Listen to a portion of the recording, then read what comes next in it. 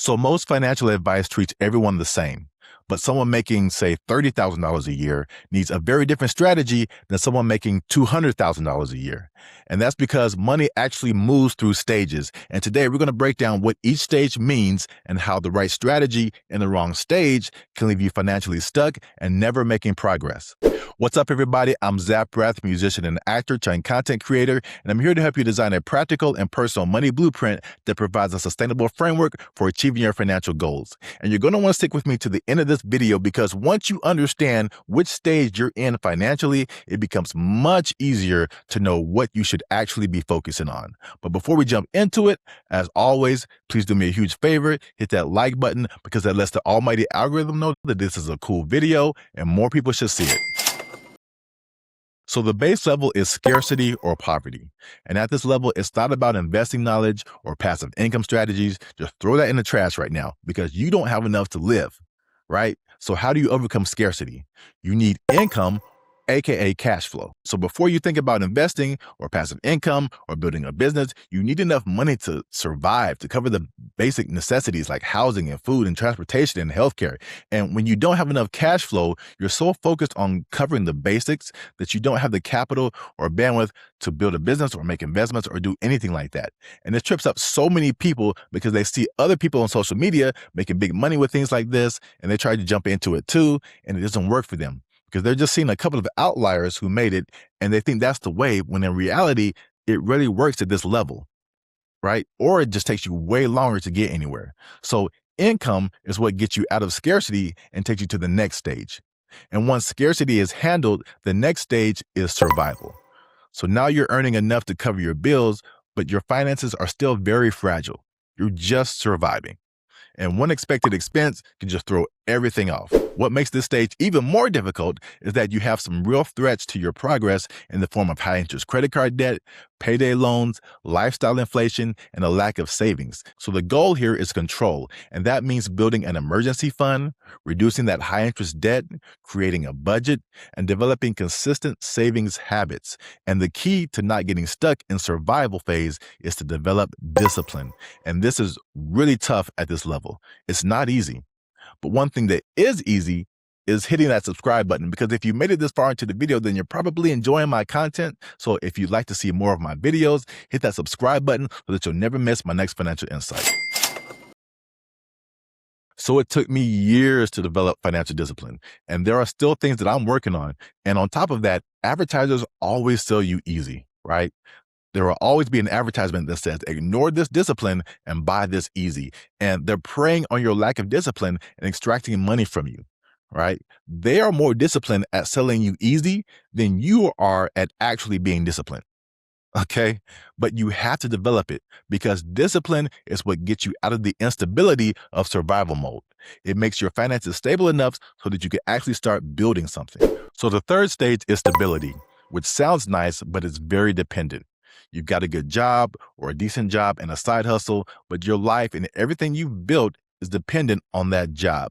So if work slows down, hours get cut, you get laid off, you have a major injury or illness, you're in big trouble. I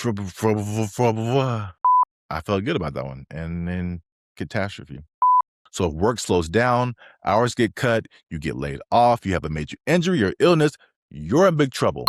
Why? Because you're still trading time for money, even though you're successful.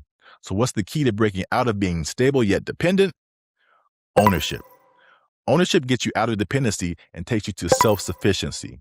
You have to move beyond just earning income and begin acquiring assets. And like we talk about a lot on this channel, assets are things that can generate value over time, like stocks, real estate, businesses, equity, and even crypto. For example, two of the platforms I use for this stage are Gemini and Kraken. They're beginner friendly. They have some of the highest sign-up bonuses that I've seen. And if you use my referral link in the description of this video, deposit at least $100 on each platform and trade it for crypto, excluding stablecoins, you get $65 in bonuses. Or if you've been in the crypto game for a while and you know what you're doing, you might want to try the Kraken Pro app.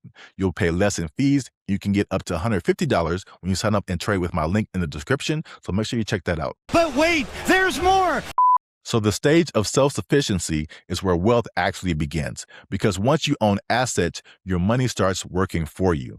right? So instead of relying on your job, you begin building additional income streams. And self-sufficiency gets you out of dependency, and it's the bridge between the middle class and wealth.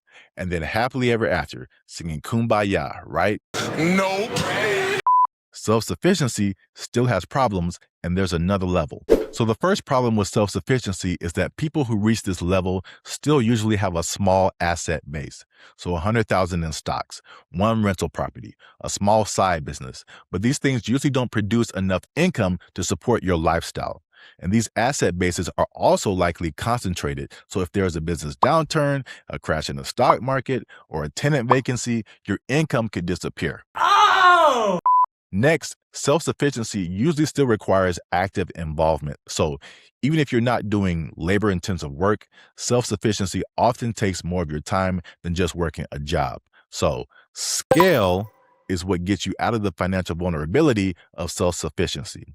And this is one of the biggest mistakes I have made in business, starting businesses that did not have the propensity to scale. Because if your business is not scalable, and this happens a lot with businesses that are tied to you as a person, that's a whole nother conversation. But if it's not scalable, you stay stuck in ownership, which is not a bad place to be, right? You're doing better than most people, but you've hit a ceiling of progress unless you build something that scales. And at this stage, the goal isn't just owning assets, it's owning enough assets so that your lifestyle can be supported by them. And your investments generate enough income that work becomes optional rather than mandatory. So this might look like large investment portfolios or real estate portfolios or business ownership at scale or significant equity positions. And when assets are large enough, your financial life becomes secure.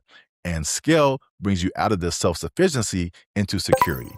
And now you have life-sustaining income with zero labor requirements if that's what you want. So if we simplify the entire process, it looks like this. Income gets you out of scarcity and takes you to survival. Discipline gets you out of survival and takes you to stability. Ownership gets you out of stability and takes you to self-sufficiency. And scale gets you out of self-sufficiency and takes you to security. And each stage requires a different mindset and a different strategy. And many people stay stuck because they try to apply the wrong strategy to the wrong stage, right? And you can't scale your way out of poverty and expect it to work. You have no cash flow. Similarly, you can't reach security through just having simply financial discipline. Trust me, I tried it. It doesn't work either. You have to have something that scales, and you got to apply the right strategy to the right stage. So think about your situation. What stage are you in? Because the strategy that moves you forward depends on that stage. And if this video helped you reframe how you think about money, click that share button and share it with at least 2 people you think would benefit from this information as well. Thanks again for watching, and I'll see you on the next one.